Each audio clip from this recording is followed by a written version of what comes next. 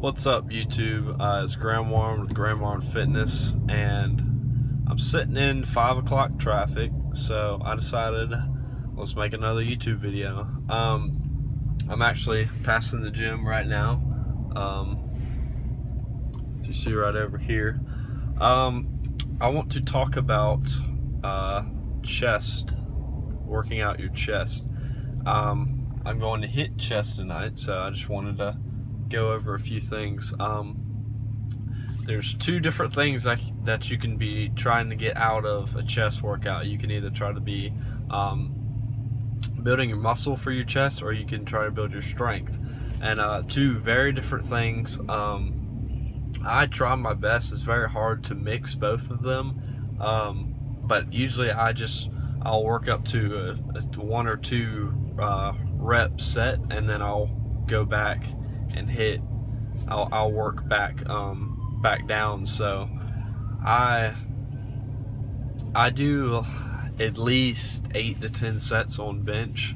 So you're still getting the volume in, but you're still getting your heavy sets in. So I'll go about 2 warm-ups, and then I'll hit like 3 sets of 10, and then I'll hit like 8 reps, 6 reps, 4 reps, 2 reps, and then I might hit a 1. Make sure whenever you do work up those heavy sets, you are keeping absolute best form, because that is a way to get injured, and we don't want that. So some tips to build your chest up. Whenever you're on the bench, you want to retract your back and squeeze your scapulas back, because that'll put more tension on the chest. But if you're slouched forward, then that's going to put more on your front deltoid right here. So everybody kind of every time you're benching, you want to pinch your back, and in your mentally you want to be thinking about getting your elbows and locking it out. Like, you want to push with your elbows, not with your hand, because that'll put, once again, you'll focus on your shoulders instead of your pecs, which you want to focus on your pecs. So definitely try to lock out whenever you're doing dumbbells.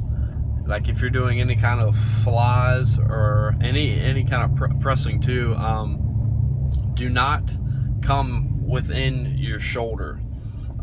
Stay about shoulder width, and then go back down to the bottom part of the rep, because as soon as you go forward and you go past, like, inside of your shoulders, it automatically puts tension on your shoulders, and it's giving your chest a break. So never come all the way in. You want to have about a 1 to 2 second squeeze, and then you're just going right back down and continuing to do what you were doing.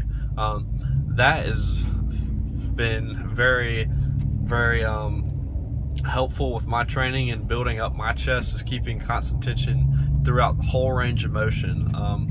Like on the bottom part of the rep, if you contract your back and you squeeze the hell out of your back, it'll put more tension whenever you're stretching on your chest, instead of, like I said before, your shoulders.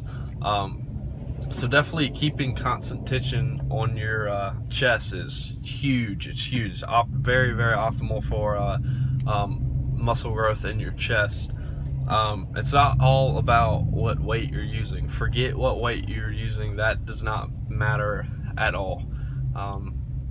I've come to find that the less weight that I use, the more I get out of it, because you can put more tension on it. You can control the weight, and that's very big too. Is like, if you ever have a training partner you're working out with, whenever you're working through the workout,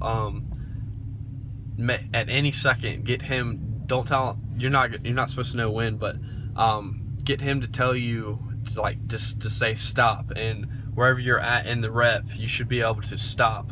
Obviously on the bottom part, it's going to be extremely hard to just stop right there, but the point of the exercise is to being able to control it throughout the whole rep range. And obviously that's what you want, because you know for sure you're going to have constant tension on your chest, like what you want for optimal growth.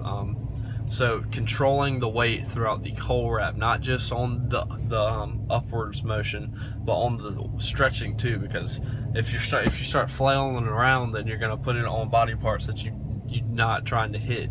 So that is very, very key. Constant tension and controlling throughout the rep, that is huge. That's about the biggest things that I could say for building your chest. And don't worry about the weight. The weight will, nobody, like, whenever you walk out of the doors at the gym, nobody's gonna look at you and be like, oh, he just benched 350 pounds. He just benched 400 pounds. Nobody knows by looking at somebody.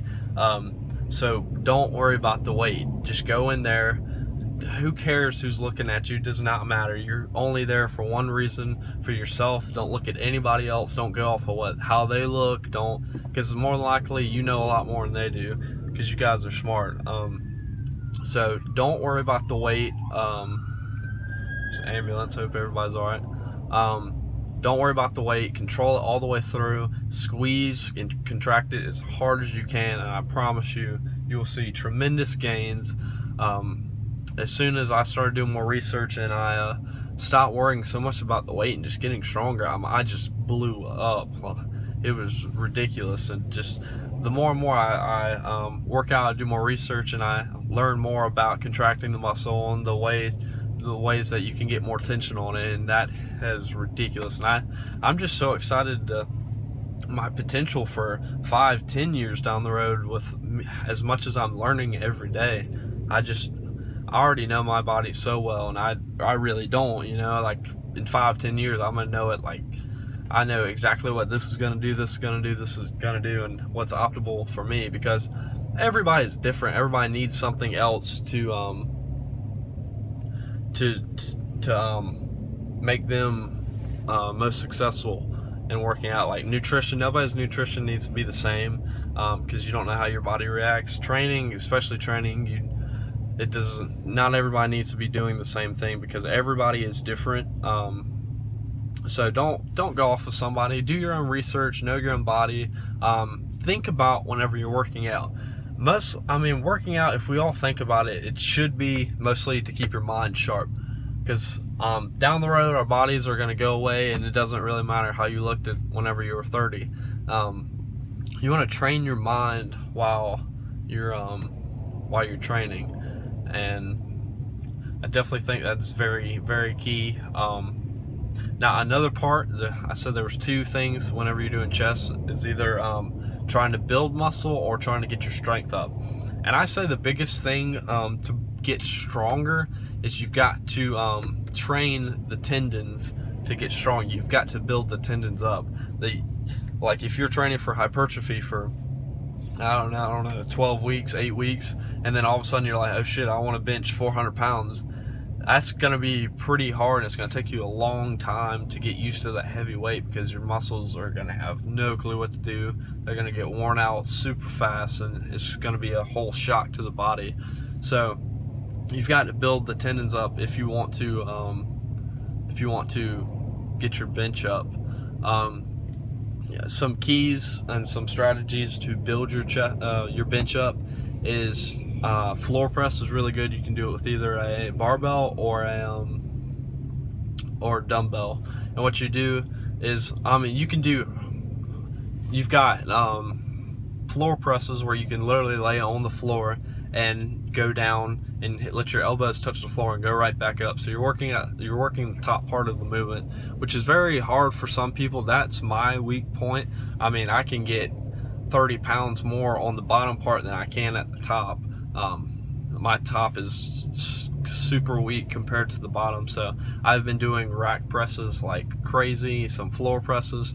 And another thing is the rack presses is pretty much the same thing as a floor press, you just do it from the rack. So it's great for Smith machine. You can do it. You can't really do it on a bench press unless you want to look like the guy in the gym half repping, which you do not want that.